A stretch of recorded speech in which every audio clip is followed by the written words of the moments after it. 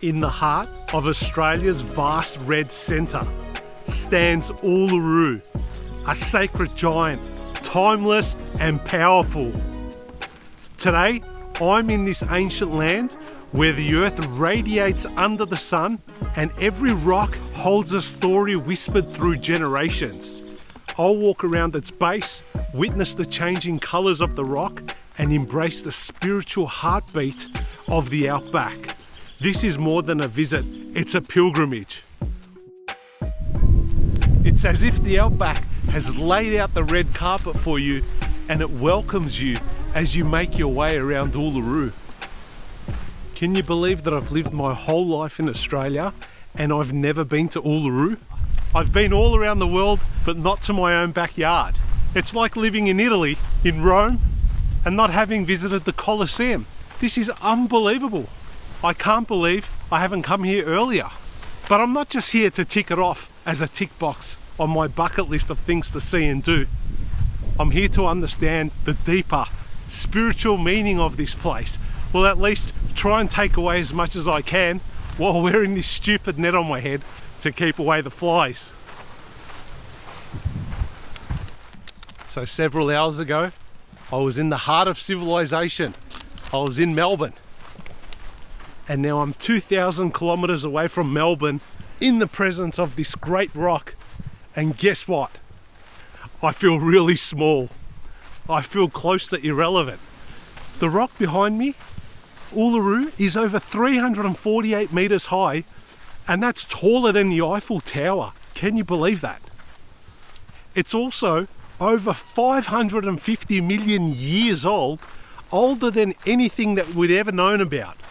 Dinosaurs, Instagram, yourself, myself, iPhones, whatever you can think about, this rock has outstood and outpaced time.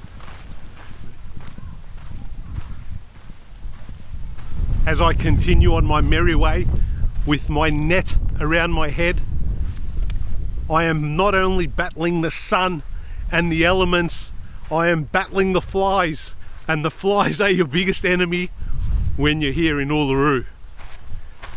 So walking around the base of Uluru, the whole radius is a 10.6 kilometre walk, which can take over 3 hours to complete, depending on how quick you are, how fit you are, and how often you stop to take in the views that are here.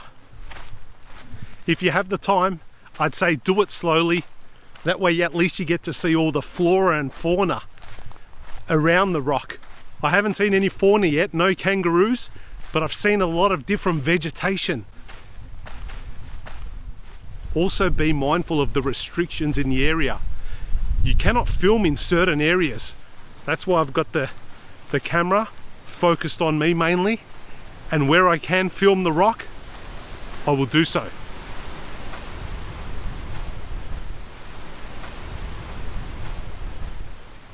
I always love to touch the old rock formations, to draw upon some of the energy and the memory that lives within this rock.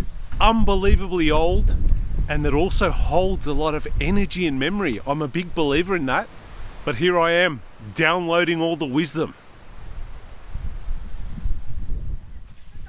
I'm here at the Mutitjulu Waterhole, and this is one of the most reliable places that the animals have to drink water.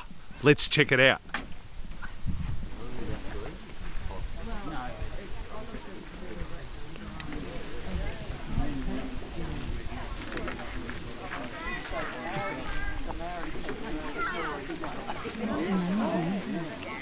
This is the Mutitjulu Waterhole, and this is where Kunya defeated Liru and then combined with her nephews to become Wanampi, the water snake.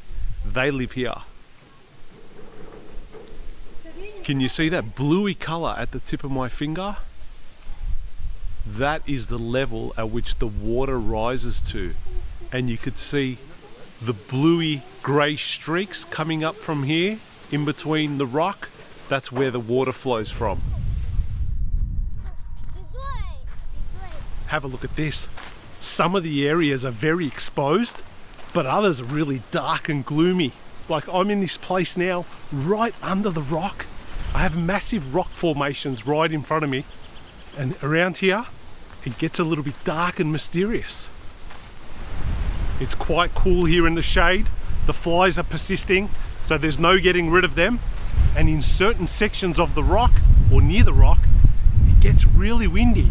100 meters back there, no wind at all. Right here, very windy.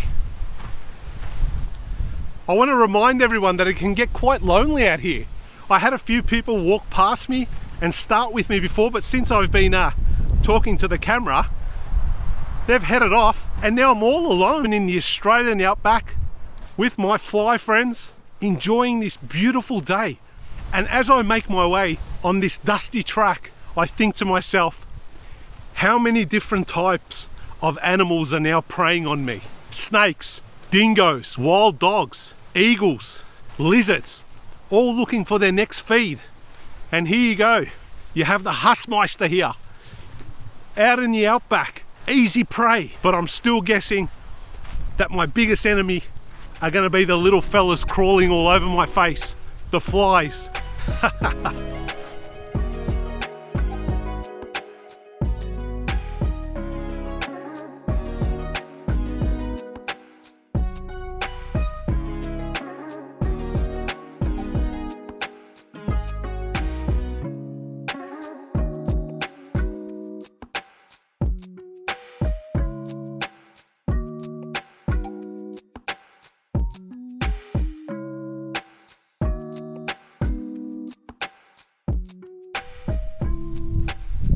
You can't climb the rock anymore. That's been banned since 2019. You used to be able to climb to the top, through the rock, all the way up to the top. Not allowed anymore. There used to be these chains and poles that were drilled into the rock. Nobody can climb anymore. Those days are over. The Anangu people, the local indigenous people that live in this area, actually believe that their ancestors are part of the rock. Their spirits and their energy lives in the cave, and that's the reason why walking on top of the rock and all the way up the top was considered to be disrespectful, and it was stopped. There's this section right there that is virtually vertical.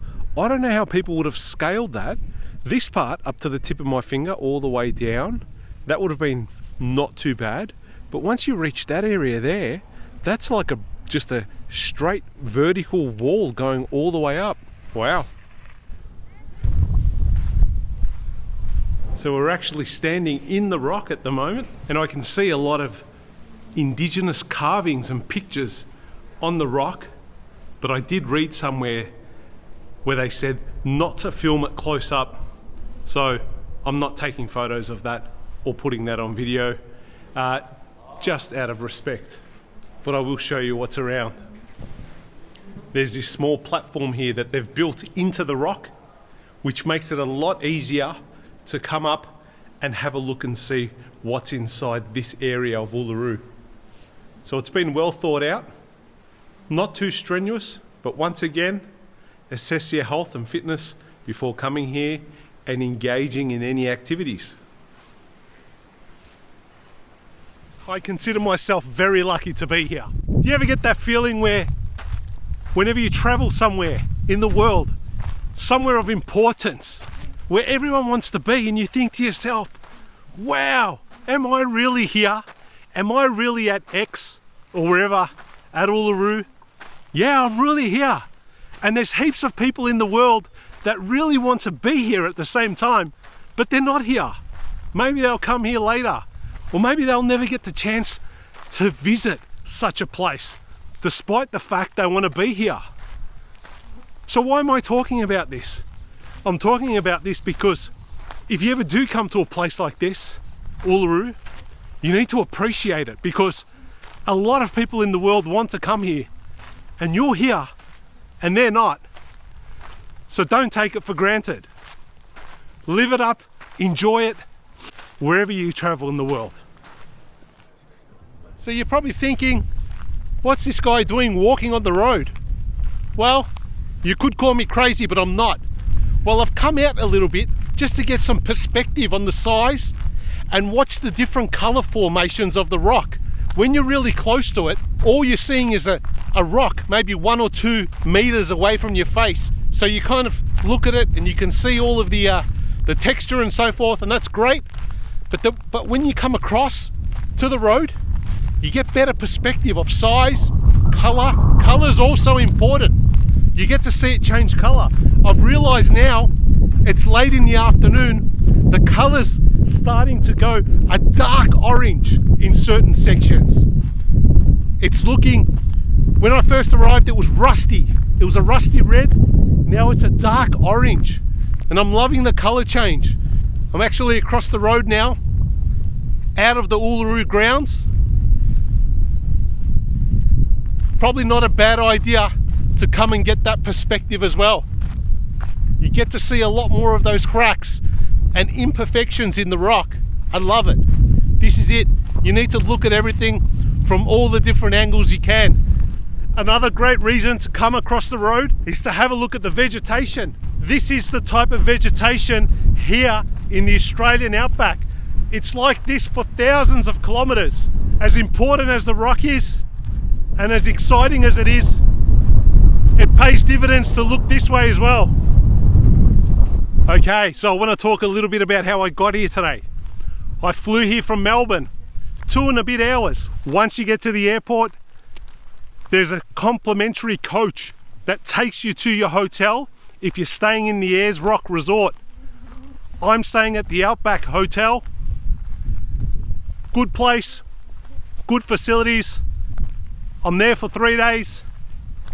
Complimentary shuttle, straight to your door. Get there, check in, no problems. How did I get to the rock? I did a Uluru hop on, hop off tour. It's not actually a tour, it's just transport that gets you here, and then you're on your own, like I am now. All on my own, no one around. So, for $170, 2-day pass that brings you here to Uluru, picks you up, takes you back, and it takes you to Katachuta, which are the Olgas, another rock formation, possibly a sister rock formation to Uluru. That's on the other side, that way. I'll be going there next. So for $170 plus about $30 for a national parks fee, that's your ticket to enter into both the Olgas and Uluru. So all up about 200 Australian dollars to come here and visit Katachuta.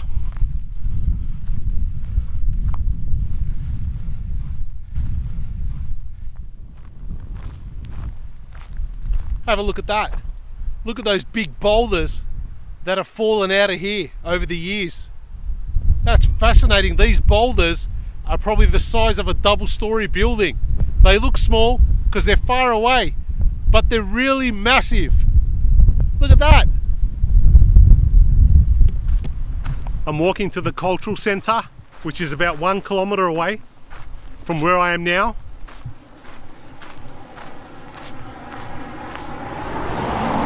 A few cars going back and forth. Can you believe the rocks behind me? I'm pretty sure you can all see that. That is at least 1 kilometre away from me. 1 kilometre in the distance. Can you believe that? The grand size of the rock, Uluru, is so big that as you walk away from it, you still feel like it's towering over your shoulder and watching you. It's just there. I would definitely say the best time to visit Uluru would be about this time of the year, which is autumn here in Australia. It's currently May, the month of May. So, not too hot. I am wearing pants today, t-shirt, just a vest. In summer, I'd say this place would be stinking hot. 40 degrees plus Celsius. It wouldn't be too comfortable to come out at that time and do what I'm doing now. it will probably be impossible. I've got a backpack, I've got a bottle of water, over 1 litre. I haven't had a chance to sip on any yet because as soon as I take off this net, the flies would be up my nose, in my mouth, and crawling through every hole in my face. So I'm waiting till I get to the cultural centre and then I'll have my water. Look, it's not too hot, it's good. It's great weather to walk around in. I'm quite comfortable, even though I'm in the middle of the desert, the Outback. I can feel the sun is right in front of me, but it's nice. Only if there was less flies, or no flies I should add. So if you come out here and you want to do the base walk around Uluru, be sure to come in May. Autumn weather is great, 23 degrees today. Can't get better than that.